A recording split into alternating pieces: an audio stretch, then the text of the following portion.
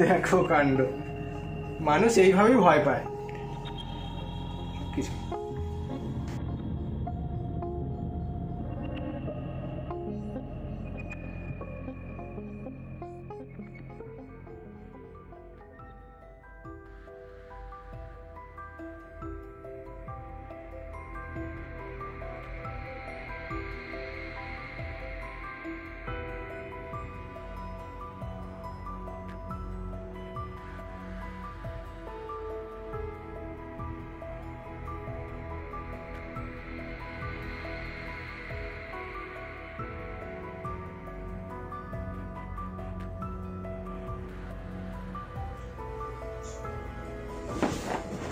কে ঘরে? কে?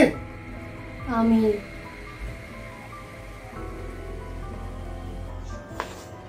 কে তুমি? আমি বিপাশা।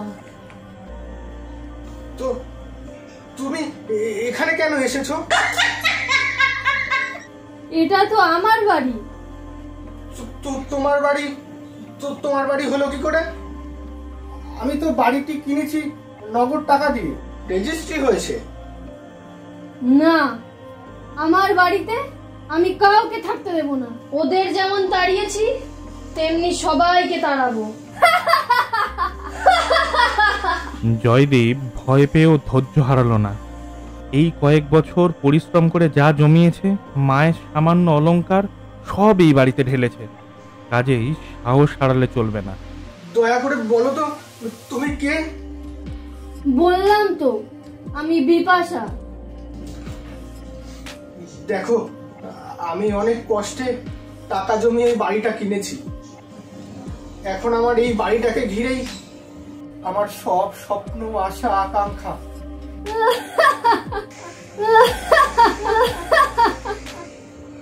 এই বাড়িটাকে ঘিরে তো আমারও অনেক স্বপ্ন, আশা, আকাঙ্ক্ষা ছিল, কিন্তু ওরা আমার সব স্বপ্ন, আশা, আকাঙ্ক্ষাকে ভেঙে চুরে আমার সাথে মাটিতে কবর দিয়ে দিয়েছে। তুমি তাহলে? হ্যাঁ, আমি বেঁচে নেই। ওরা আমাকে মেরে এই বাড়ির পিছনে কৃষ্ণচূড়া গাছের নিচে কবর দিয়ে রেখেছে, আজ থেকে প্রায় 12 বছর আগে। ওরা কারা? কাদের কথা বলছো তুমি? আমার বিয়ে হয়েছিল, আমার স্বামী, তার বন্ধুরা আর তাদের পাপ চক্র সবাই মিলে ওই গর্তে আমাকে পুঁতে রেখেছিল। কেউ জানলো না আমার এই পরিণতির কথা। কিন্তু কিন্তু ওরা, মানে তোমার স্বামী আর তার বন্ধুরা তোমাকে মারলো কেন? টাকার জন্য, শুধু টাকার জন্য। ওদের অনেক অনেক টাকা চাই যে। আচ্ছা, তোমার বাপের বাড়ি কোথায়? শিলিগুড়ি। আমার বাবার ওখানে কাঠের ব্যবসা। আমি বাবার একমাত্র মেয়ে। বাবার বড় আদরের মেয়ে ছিলাম আমি। শত ব্যস্ততার মধ্যেও আমার একটু শরীর খারাপ করলে বাবা সেদিনকে আমায় ছেড়ে কোথাও যেতেন না। আর আমার মা ছিলেন সাক্ষাৎ দেবী। কিন্তু আমাদের এই সুখের সংসারে হঠাৎ দেখা দিল এক সর্বনাশের মেঘ। আমার মা হঠাৎ অসুস্থ হয়ে পড়লেন। তার বাম অঙ্গ ক্রমশ অকেজো হয়ে গেল। বাবা অনেক চেষ্টা করলেন, অনেক ডাক্তার কবিরাজ দেখানো হলো, কিন্তু কিছুতেই কিছু হলো না। মা চিরদিনের মতো শয্যা নিলেন। মায়ের সেবা করার জন্য এক সর্বক্ষণের আয়া রাখা হলো, রত্নামাসি। ক্রমেই এই আয়া রত্নামাসি আমাদের পরিবারের সর্বে সর্বা হয়ে উঠল। আমার উপরেও যখন তখন রত্নামাসি খবরদারি করতে লাগলো। মা শুধু দু চোখ মেলে তাকিয়ে থাকে, কোনো কথা বলার শক্তিও তার নেই। বাবার হিসেবপত্র, টাকা পয়সা সব তখন রত্নামাসির হাতে। আমার কখনো 5টা টাকার প্রয়োজন হলেও রত্নামাসির কাছে হাজার কৈফিয়ত দিয়ে চেয়ে নিতে হতো। বুঝতে পারি বাবার কাছেও সেই আদর আর আমার নেই। ওই বাড়িতে আমার উপস্থিতি বাবার কাছে যেন অস্বস্তির কারণ। আমি নিঃসঙ্গ, একাকী।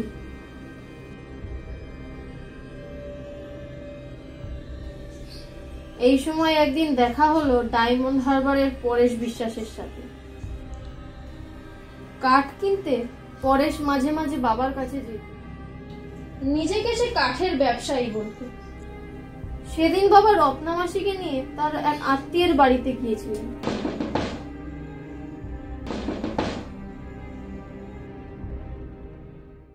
অফিসে বাবাকে না পেয়ে পরেশ বাড়িতে এলো। আচ্ছা, সমরেশ বাবু আছেন? না, বাবা তো বাড়িতে নেই। আসলে আমি অফিসে গিয়েছিলাম, অফিসে না পেয়ে বাড়িতে এলাম। বাবা তো বাড়িতেও নেই, আমাদের এক আত্মীয়ের বাড়িতে গেছে।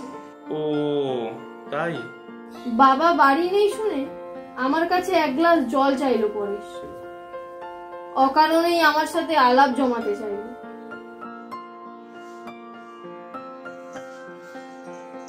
এই নিন জল।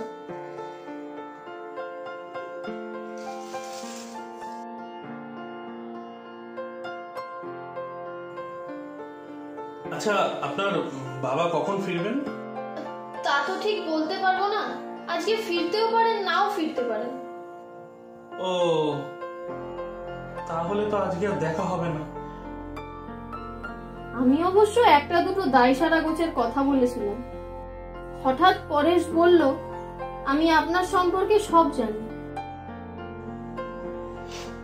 দেখুন, আপনার সব কথা আমি জানি, আমার সব কথা আপনাকে বলছি।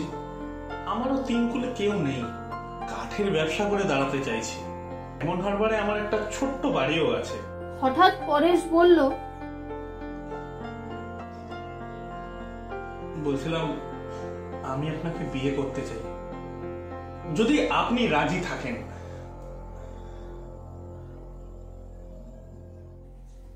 আমি তখন সেই পিঞ্জর থেকে বেরোতে পারলে বাঁচি, কিন্তু বাইরে কোনো আগ্রহ না দেখিয়ে বললাম, আমি ওসব কিছু জানি না, আপনি বাবার সাথে কথা বলুন।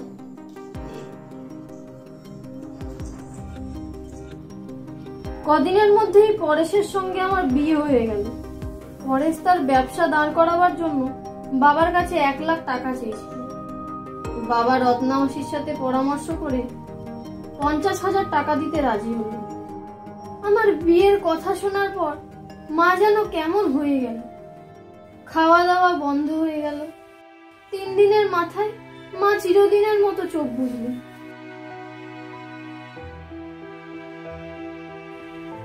মায়ের মৃত্যুতে বিয়ে 1 মাস পিছিয়ে গেল। রত্নামাসি আমাকেও যেন বিদায় করতে পেরে হাঁপ ছেড়ে বাঁচল।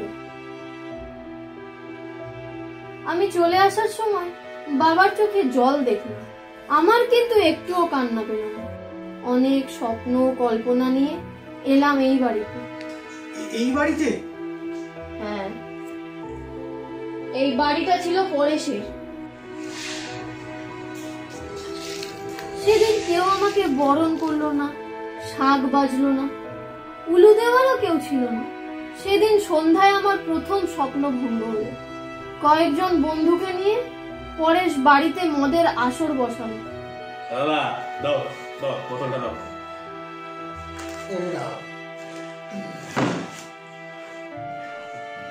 সোডাটা দে। দেখে মনে হলো এটা নতুন কিছু নয়, এমন প্রায় হয়। Cheers.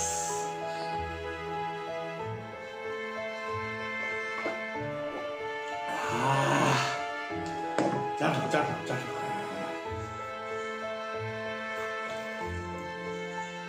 ঝাল ঝাল কুরকুরে আছে।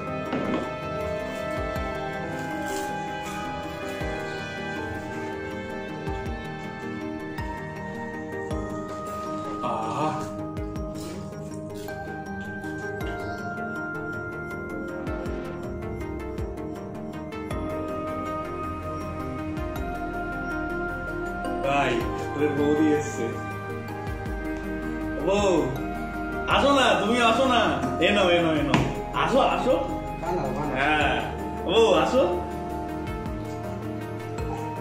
গল্প করে এদিকে। বউ আসো, দেখো। বৌদি আসো আসো। বলো বৌদি, বউ আসছে না নয়তো? আসবে আসবে, হয়তো লজ্জা পাচ্ছে। ও এই যে আসো আসো।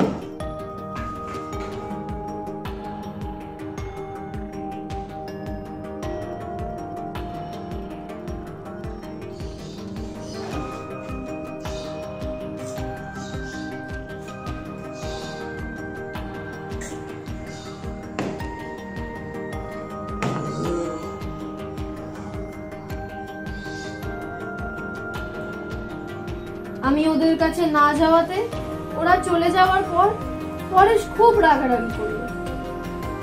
এভাবেই শুরু হলো আমার স্বপ্নের সংসার।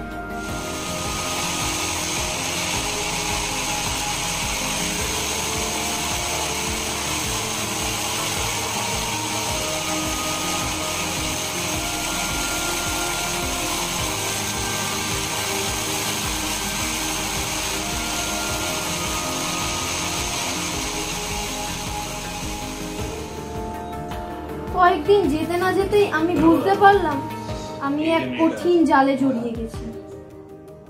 মেয়েটাকে এখন 2 নম্বর ঘরে রাখা আছে। 2 নম্বর ঘর থেকে মেয়েটাকে নেপালে পাঠাতে হবে, ঠিক আছে? কাঠের ব্যবসা ওদের একটা সাইনবোর্ড। আসলে ওরা একটা আন্তর্জাতিক নারী আর কিডনি পাচারকারী দল। গোপনে ওদের কথাবার্তা শুনে বুঝলাম পরেশ আগেও এরকম অনেক মেয়েকে বিয়ে করে এনেছে আর ওদেরকে পাচার করেছে। আমাকে ওরা পাচার করবে। তোর কাছে কি তোদের বৌদি ছিল?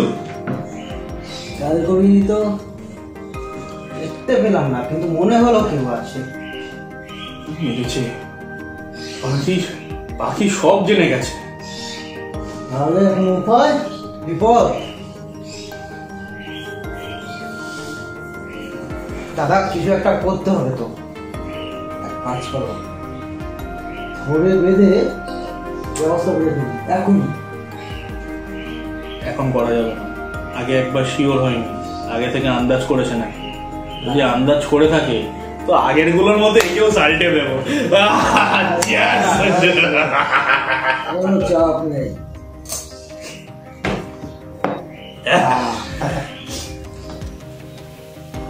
আমি যেন কিছু জানি না, এমন ভাবে একদিন আমি আমার বাবার কাছে যেতে চাইলাম। কিন্তু পরেশ কিছুতেই রাজি হলো না। একদিন আমি সকলের অলক্ষ্যে বাড়ি থেকে পালিয়ে গিয়ে ডায়মন্ড হারবার স্টেশন থেকে শিয়ালদা ট্রেনে চাপলাম। ওরা কি করে খবর পেয়েছিল জানি না, আমাকে জোর করে ট্রেন থেকে নামিয়ে নিয়ে এলো। আমার চিৎকারেও আমাকে কেউ বাঁচাতে এলো না। বাড়ি এনে আমার উপরে শুরু করলো অকথ্য অত্যাচার।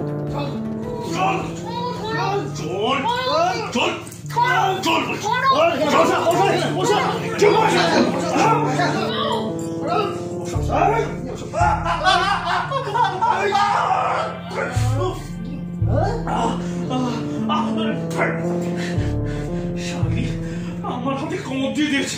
এই এক্ষুনি ইঞ্জেকশনটা নিয়ে, এক্ষুনি ইঞ্জেকশনটা নিয়ে।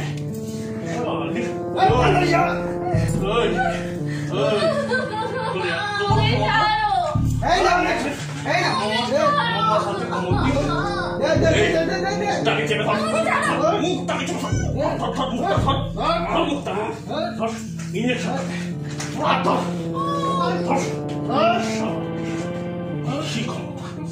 আমার হাতে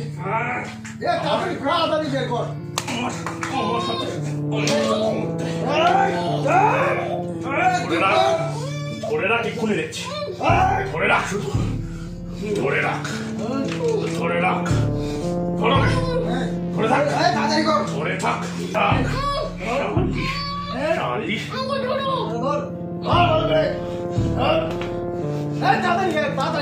তারা ধর ওকে,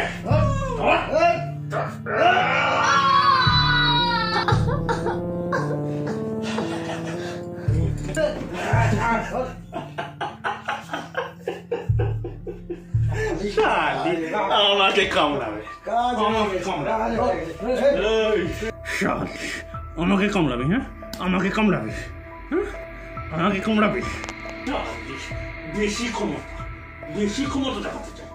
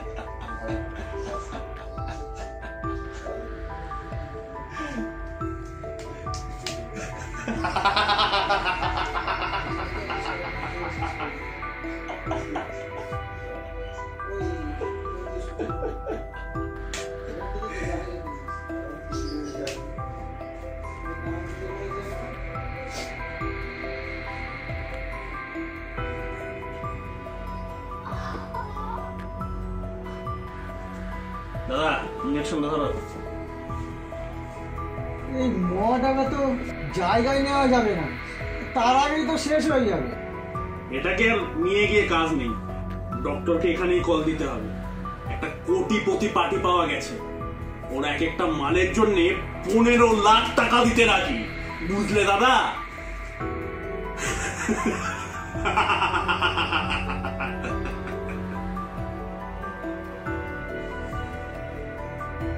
সেদিন সন্ধ্যায় আমার জ্ঞান ছিল, দেখলাম আমার ঘরে কতগুলো লোক ঢুকলো, তাদের হাতে ছুরি, কাঁচি, ঔষধের শিশি।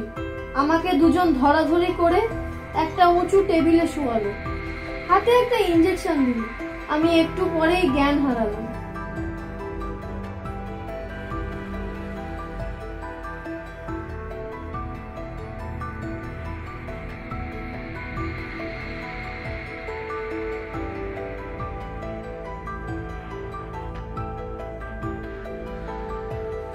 তারপর যখন জ্ঞান ফিরলো, অনুভব করলাম আমার কোমরের দুদিকে দুটো গর্ত।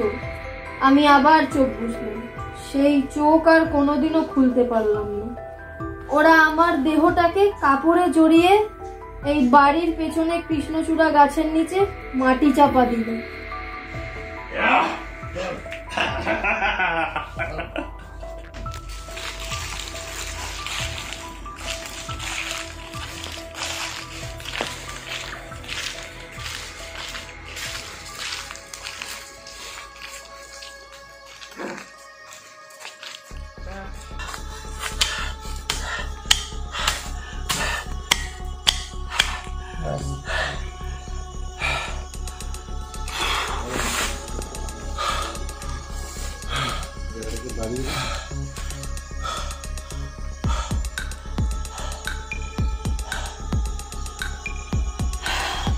পাতাগুলোকে চাপা দিয়ে দাও। এ কোদালটা দিয়ে পাতাগুলোকে চাপা দিয়ে দাও। পাতাগুলোকে ইটগুলোকে দাও। কার কক্ষিত ওটাই পাবে না। ব্যাস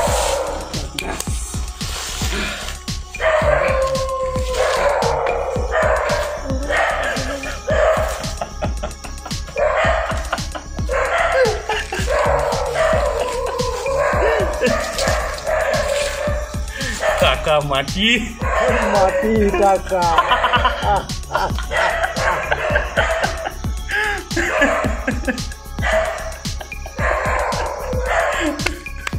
চলো চলো চলো।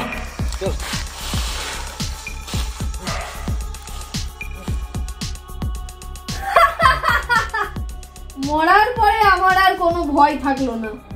আমি ওদের জীবন অতিষ্ঠ করে তুললাম। পরেশ বিশ্বাস অবশ্য বাড়িটা বিক্রি করে পালালো। তারপরে যারা আসে তারা ভয় পেয়ে পালিয়ে যায়। বারবার বিক্রি হতে থাকে এই বাড়ি। আমি আমি না জেনে বাড়িটা কিনেছি, তুমি আমায় ক্ষমা করো। তোমার জীবনের এই করুণ কাহিনী শুনে আমার ভীষণ কষ্ট হচ্ছে। তুমি বেঁচে থাকলে আমি এর একটা বিহিত করতাম। আমি তোমাকে কথা দিচ্ছি, তোমার এই বাড়ি ছেড়ে আমি চলে যাব। বেঁচে থাকতে যে অধিকার তুমি পাওনি, মৃত্যুর পরে তুমি সেই অধিকার নিয়ে এই বাড়িতে থাকো, তোমার আত্মা শান্তি পাবে। না, তুমি যেও না। তুমি বড় ভালো লোক। আমার ছোটবেলার বাবার পর তোমাকে খুব আপন বলে মনে হচ্ছে। তুমি এই বাড়িতে থাকো।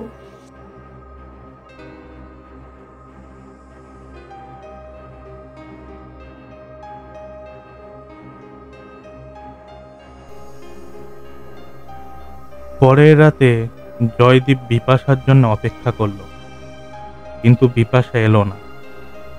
আর পরের রাতেও এলো না। এমনি করে রাতের পর রাত অপেক্ষা করছে জয়দীপ, কিন্তু বিপাশা আর আসেনি।